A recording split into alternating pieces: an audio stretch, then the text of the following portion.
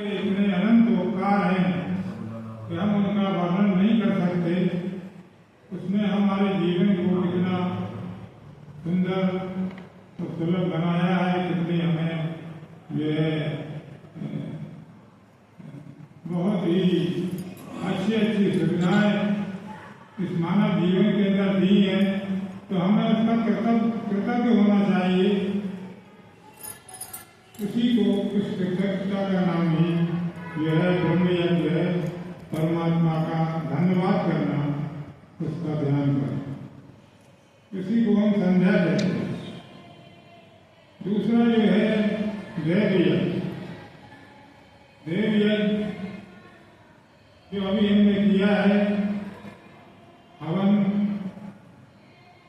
अग्नि में सुगंधित पदार्थों की आहुति देना, ये देव यज्ञ है। देव यज्ञ क्यों करना चाहिए? इसलिए कि मानव जो है जीवन के अंदर कार्य करता है, जीवन जीता है, तो उससे बहुत से कुछ त्रुटियां हो जाती हैं, कुछ अपराध होते हैं, कुछ गलतियां हो जाती है। उनका शमन करने के लिए हमें देव यज्ञ किया जाता है। हमारे शरीर, मानव शरीर से पसीना निकलता है, दुर्गंध निकलती है, अपान वायु निकलती है, कार्बन डाइऑक्साइड निकलती है, अनेक प्रकार की जो भी कितना भी अच्छा पदार्थ हम पान करें, शरीर के लिए उपयोग करें, अंत में निश्चित वो दूषित होकर के हमारे शरीर से निकलते। इसलिए मनुष्य जो है जितना संसार के अंदर, वायुमंडल के अंदर दुर्गंध फैलाता है, उतना ही सुगंध फैलाने का उसका कर्तव्य है। उतनी सुगंधी जो है वायुमंडल में मिलाना चाहिए, फैलाना चाहिए, तो नहीं तो वो व्यक्ति अपराधी माना जाए। इसी को हमारे यहाँ पर देव यज्ञ कहते हैं। देव विद्वानों को भी कहते हैं। और देव जो है अग्नि है, सूर्य है, चंद्र है, पृथ्वी है, वायु, जल है, ये जो देव है भौतिक, इनको शुद्ध करना, वायुमंडल को शुद्ध करना, जल को शुद्ध करना, पृथ्वी को शुद्ध करना, ये सब देव यज्ञ के अंतर्गत आते हैं। तो ये भी मनुष्य को प्रतिदिन करना चाहिए। तीसरा है पितृयज्ञ। जिन माता पिता ने हमें संसार में जन्म दिया है, जिन्होंने हमारा पालन पोषण किया है, हमारा कर्तव्य बनता है कि हम उनकी आज्ञाओं का पालन करें, उनकी सेवा करें, उनको अन्न और जल से तृप्त करें, कोई ऐसे काम न करें जिससे उनकी आत्मा दुखी हो, मन दुखी हो, उनको प्रसन्न रखने का जो है प्रयास करें। ये पितृयज्ञ है। माता पिता और गुरु, इनसे मनुष्य का निर्माण होता है, बालक का निर्माण होता है। माता 9 महीने तक बच्चे को गर्भ में रखती है। पिता जो है पहले से तीसरा पिता पालन करता है, पढ़ाता लिखाता है, और गुरु आचार्य उसको विद्या का दान देता है, विद्वान बनाता है। तो ये तीनों का मानव जीवन के अंदर बहुत ही महत्वपूर्ण स्थान है।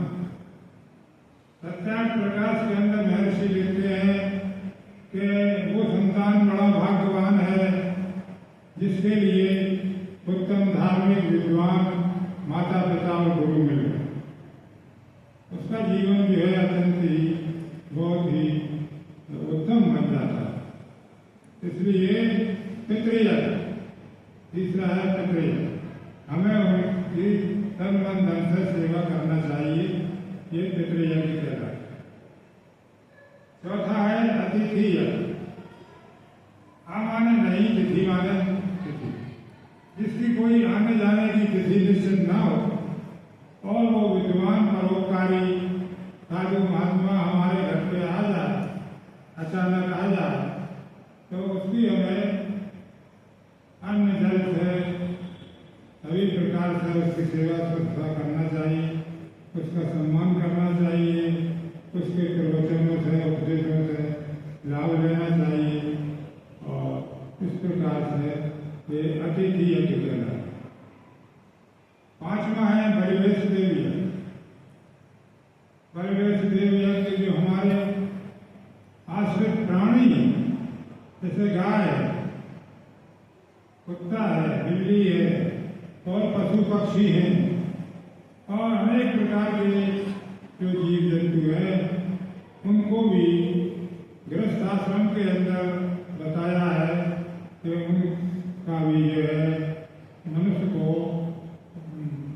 पालन करना चाहिए, उनको अन्न जल से तृप्त करना चाहिए, उनका कुछ भाग जो है हमें भोजन डालाने से निकाल कर उन्हें देना चाहिए। सेवक जो है, सेवक सबसे प्रथम सेवक को भोजन कराना चाहिए, हमारे आश्रित जो प्राणी है उनको देना चाहिए, अतिथि को पहले भोजन कराना चाहिए। कहा गया है कि जिस घर के अंदर अतिथि भूखा प्यासा पड़ा रहता है, उस गृहस्थी के सारे धर्म कर्म जो है नष्ट हो जाए। इस प्रकार से ये पंच महायज्ञ जो प्रतिदिन करता है, यज्ञ तो यज्ञ ही है, लेकिन इनको महायज्ञ की संज्ञा दी गई। ये छोटे छोटे काम हैं, लेकिन इनका हमारे जीवन के अंदर बहुत ही महत्वपूर्ण जो है अंग है। इनको हमें अपनाना चाहिए, करना चाहिए। हमारे यहाँ पर शास्त्री जी बिहार से बता हुए हैं, तो आपको और बहुत अच्छी बातें बताएंगे। मैंने संक्षिप्त में ये कुछ बात कही है, आशा है